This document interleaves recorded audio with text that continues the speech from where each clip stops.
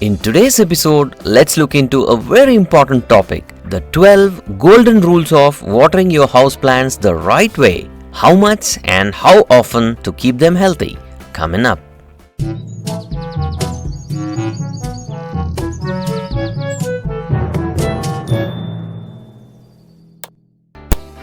Water is really amazing. Chemically, H2O, made up of hydrogen and oxygen. It's literally responsible for all life on Earth. Watering your plant is a no-brainer, but how much and how often can be more tricky to tell. Luckily, we have a few gardening tips and tricks in this episode on watering for optimum plant health. Watering your plants is key to keeping them healthy, apart from a rich soil and a good amount of sunlight. Today, let's solve this frequently asked question in gardening. How much to water plants and how often to water plants? That is, what should be the frequency of watering?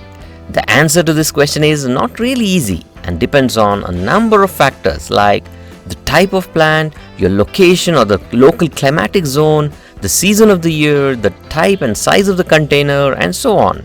Now, let's list out the 12 golden rules of watering your houseplants, especially applicable to container gardening. You must also remember this very important line. Overwatering is the most common plant killer than underwatering. On number 1, avoid waterlogging and stagnation. To avoid this, firstly, you need to have a well-draining potting soil mix. Your potting mix must contain at least 30 to 50% of stuff other than garden soil, like compost, peat moss, coco peat, perlite, vermiculite, sand, and stuff like that. You can check a related episode on this topic from a link in the description below.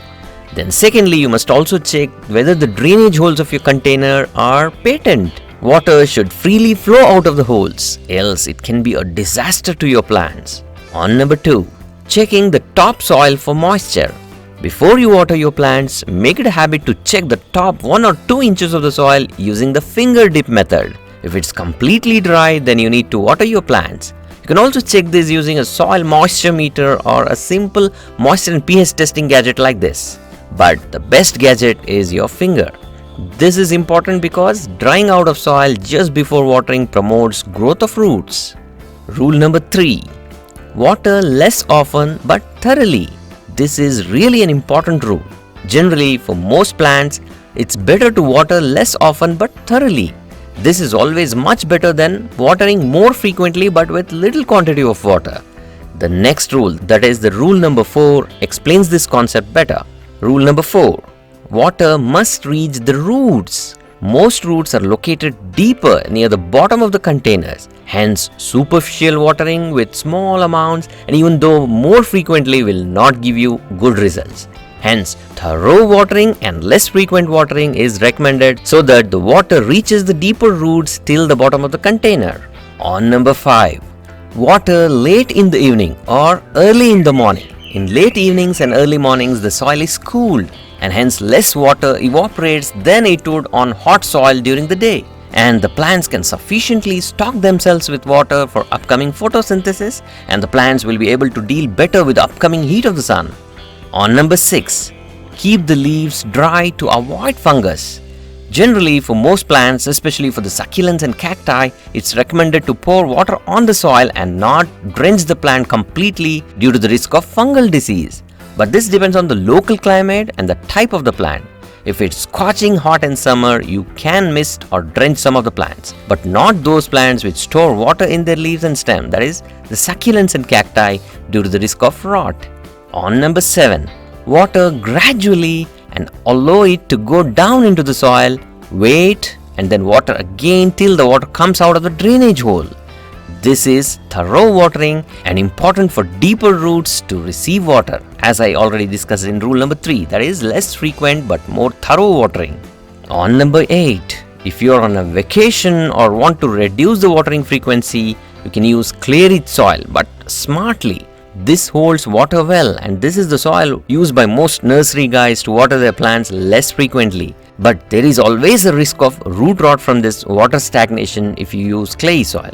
You can also use water retaining gel crystals like the SAP gel crystals, that is super absorbent polymers, which are now easily available and non-toxic and safe granules. This can significantly reduce watering frequency. Then rule number 9. Different watering for different plants. This is really important, especially if you are a beginner. You have to know the name of the plant and also its care tips like watering requirement, sunlight requirement and stuff like that. Do not hesitate to ask the plant identity and Google about its care tips and watering requirements. On number 10. Container gardening versus ground gardening. Watering requirement and frequency is different for these two types of gardening. Remember this line. Container grown plants dry out much faster and hence require greater watering vigilance. Rule number 11. Always water your plant after repotting so that the plant can settle in and stay hydrated while it establishes itself into its new home. Rule number 12. Rather, these are small tips like plants in larger pots dry out more slowly than plants in smaller pots.